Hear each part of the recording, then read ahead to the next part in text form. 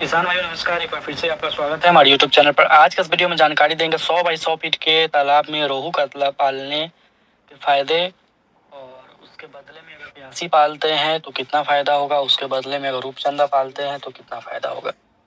अब यहाँ पे तीन तरह के किसान होंगे जिनके पास 10,000 स्क्वायर फीट का तालाब यानी कि 100 गुना 100 का तालाब होगा और उनके मन में होगा कि अगर आईएमसी पाले तो कैसा रहेगा या फिर घास पाले तो कैसा रहेगा, कितना लागत आएगा, या फिर रूपचंदा पाले तो कैसा ग्रोथ आएगा, कितना बच्चा डालना चाहिए। सबके लागत और सबके फायदे और जरूरी पॉइंट्स आपको हम जानकारी देंगे। किसान भाइयों, हम अपने बारे में बता देना चाहते हैं कि हमारे मछलियों के बच्चों का काम जो है कोलकाता के निहाटी में होता है, राजेंद्रपुर निहाटी।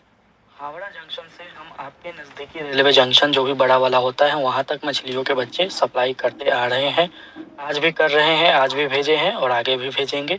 अच्छी गुणवत्ता के बच्चों के लिए कोलकाता का निहाटी राजेंद्रपुर जाना जाता है, वहीं का बच्चा अच्छे ब्रूडर का हम आपको देते हैं।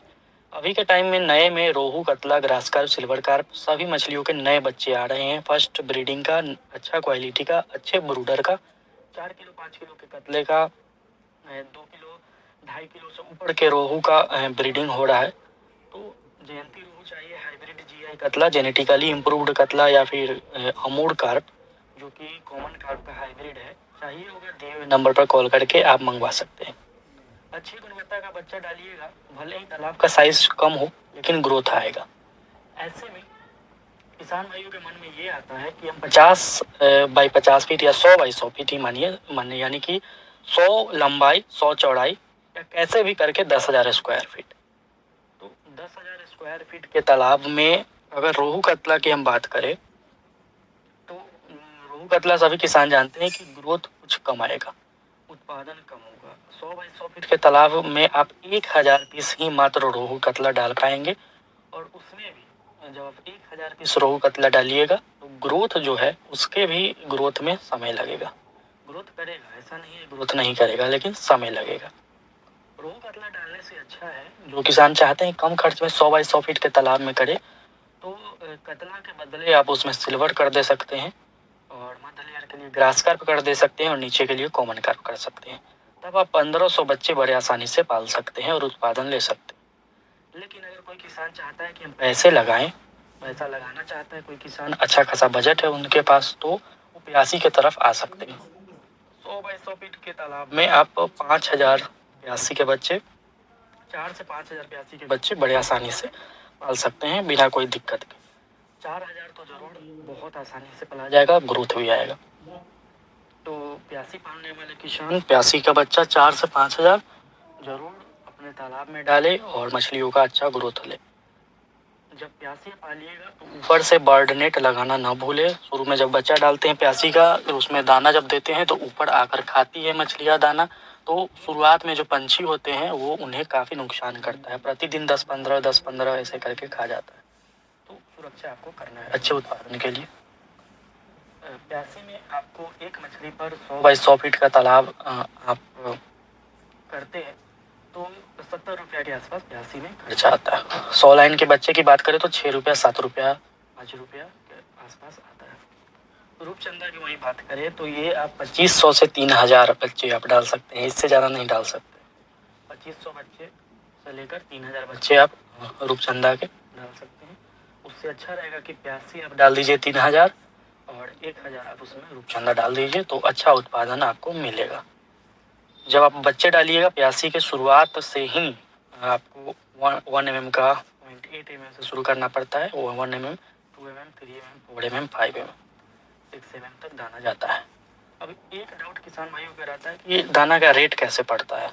देखिए, प्यासी पालने में तो सबसे पहले आपको ये ध्यान देना है कि 70 रुपये आपको तो खर्च आएगा ही आएगा, जिसमें बच्चे का भी खर्च है, और 2 रुपया प्रति मछली आपको दवा पे खर्च करना है। यानी कि 5,000 बच्चे डालते हैं तो 2 रुपये यानी कि 10,000 पूरे कल्चर के दौरान मछलियों के दवा पर, उसमें भी खासकर प्रोबायोटिक पर और लीवर टॉनिक पर खर्च करना पड़ता है। खर्च की हम बात करें लगभग 3,70,000 रुपये तक का आपको प्यासी में 5,000 प्यासी में लागत आने वाला है लास्ट तक। लेकर इसमें फीड का खर्चा, बच्चे का खर्चा, तालाब के मेंटेनेंस का खर्चा सभी कुछ है। 3,70,000 से लेकर 3,80,000 तक। अगर 120 रुपया किलो, 130 रुपया किलो बिक जाए, 120 रुपया ही मानिए, तो 6 लाख रुपया का आपका हार्वेस्टिंग होगा। तो प्यासी पालने में कोई दिक्कत नहीं है। वहीं आप रोहू कतला पे जाते हैं तो आपको अच्छा उत्पादन नहीं मिलेगा और समय का बर्बादी होगा।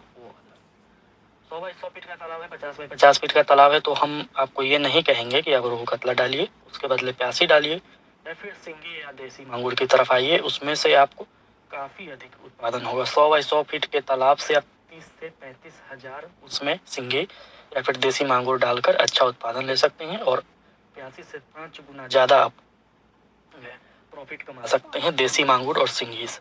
लेकिन उसमें भी अच्छा खासा आपका लागत आने वाला है। बच्चा काफ़ी कॉस्टली आता है देसी मांगुर का और दाना में भी आपको कॉस्ट आएगा क्योंकि हाई प्रोटीन का दाना उसमें खिलाना पड़ता है। रूपचंदा की बात करें, रूपचंदा में लगभग 75 रुपया ले लीजिए एक मछली पर आपको खर्च आने वाला है और 2 रुपया प्रति मछली दवा पे खर्च आने वाला है। 140 रुपया 130 रुपया किलो आपका होलसेल में रूपचंदा सेल होगा। और आईएमसी में आ जाइए तो 15 महीना आपको समय देना पड़ जाएगा रोहू को और मड़ीगल को 1 किलो करने में 100 बाई 100 फीट के तालाब से। वहीं स्टैंडर्ड सीड डालेंगे तब कुछ जल्दी आपको मिलेगा हार्वेस्टिंग। तो किसी भी मछली का बच्चा चाहिए, चाहे प्यासी का, रूपचंदा का, कतला का, रोहू का, दिए हुए नंबर पर कॉल करके आप मंगवाएंगे। इस वीडियो का बनाने का यही मकसद है कि आपको बताया जाए 100 बाई 100 फीट का बहुत सारे किसान भाइयों का तालाब होता है या फिर 50 बाई 50 फीट का।